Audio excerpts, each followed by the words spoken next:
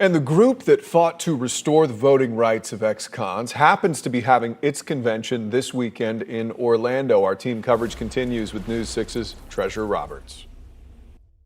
Celebrating 10 years of advocating for voters, the Florida Rights Restoration Coalition is hosting a convention this weekend at the Doubletree Seaworld in Orlando. FRRC is the reason I got my voting rights back. Tanae Jenkins came down from Jacksonville. She's excited to convene with hundreds of people from different walks of life and thankful to the FRRC for helping her get to the ballot box. Now she wants to spread the word so others can do the same.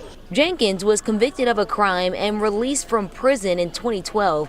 She couldn't vote for 8 years. My voice matters. And it's like when I became a felon, it took my voice away. Florida Amendment 4 passed in 2018, allowing people with prior felony convictions to vote after completing their sentences, except those convicted of a sexual offense or murder. When somebody has a stake in the community, all the data shows that people are less likely to reoffend, more likely to get employment, and then the cycle just feeds itself. Neil Voles, deputy director of the FRRC, says restoring voting rights is a huge step forward, but the system is still flawed. He mentions Governor Ron DeSantis' announcement regarding the arrests of 20 people who allegedly illegally voted in the 2020 election. Those people say they received voter registration cards. There's one instance where a gentleman was talking about how he hadn't voted in decades, and he had been told by his government that he could, and what an experience. He was like, I want to be part of my community. That isn't the sound of somebody who's committing voter fraud. That's somebody who's operating in a system that doesn't work right.